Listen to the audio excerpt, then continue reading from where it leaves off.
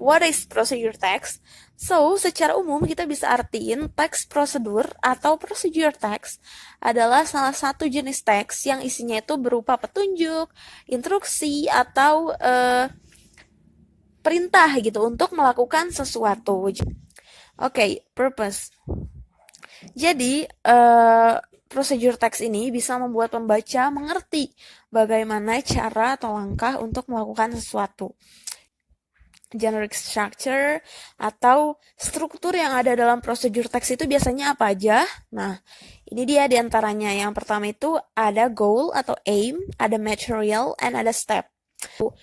Buka satu-satu. Kita mulai dulu dari goal or aim. Nah, goal itu artinya tujuan. Aim pun sama artinya tujuan. Jadi goal or aim itu adalah tipe atau jenis struktur dalam teks prosedur yang menunjukkan tujuan dari dibuatnya suatu teks. Contohnya, tujuannya tuh buat apa nih? Yang ini, contohnya how to make a plate of fried rice. Nah, tujuannya ini adalah untuk menunjukkan bagaimana step-step atau langkah-langkah membuat fried rice. And then how to make avocado ice cream. Nah, ini juga goal karena ini menunjukkan cara-cara kita untuk membuat es krim avocado atau alpukat ini. Nah, atau misalkan how to make your custom diary. Nah, ini juga sama, ini juga goal yang ada dalam procedure text. Why? Karena biasanya goal ini kadang-kadang emang disinyalkan dalam bisa kita temuin dalam judul gitu. Generic structure yang kedua yaitu material atau bahan-bahan, ingredients kalau dalam bahan masakan. Nah, jadi kalau si bagian material ini adalah menunjukkan bahan-bahan yang diperlukan. Nah, jadi kita kan udah punya goal. Kita mau ngasih tahu cara buat nasi goreng misalkan. Nah, sekarang yang kita butuhkan itu adalah ngasih tahu ke reader kita, ngasih tahu ke pembaca kita bahan-bahan apa aja yang dibutuhkan sama mereka. Contohnya kayak gini nih. 1 tablespoon of salt, 1 glass of hot water, paper. Nah, jadi ini adalah materialnya. Bahan pembuat atau bahan yang bisa digunakan ketika kita mau mencapai si goal ini. Karena untuk buat ini harus ada ini dong. Ya enggak, misalkan ketika ini bahan-bahannya bahan membuat nasi goreng.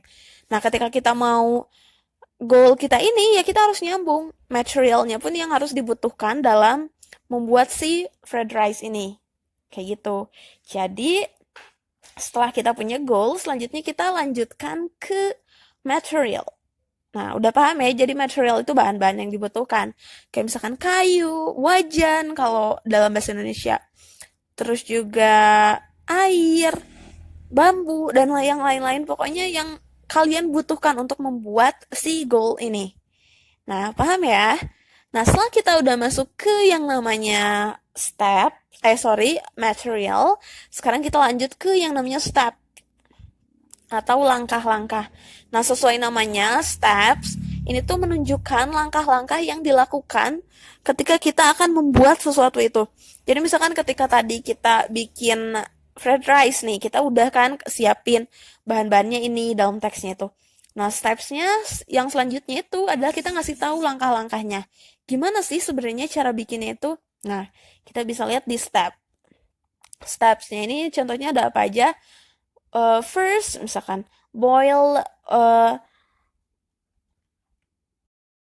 500 milliliter of water, and then slice the garlic, and then fold the paper into 2 parts misalkan. Ini ngacak sih ya, ini cuman maksudnya tuh biasanya yang kayak gini, yang kayak boil bla bla bla, slice bla bla bla, atau enggak fold bla bla bla. Pokoknya kalimat perintah. Jadi misalkan kayak ini tuh kan yang pertama, ini tuh artinya rebus 500 ml air. Yang kedua itu potong-potong si bawangnya, si bawang putihnya. Dan yang ketiga ini lipat si kertas jadi 2 bagian. Nah, itu kan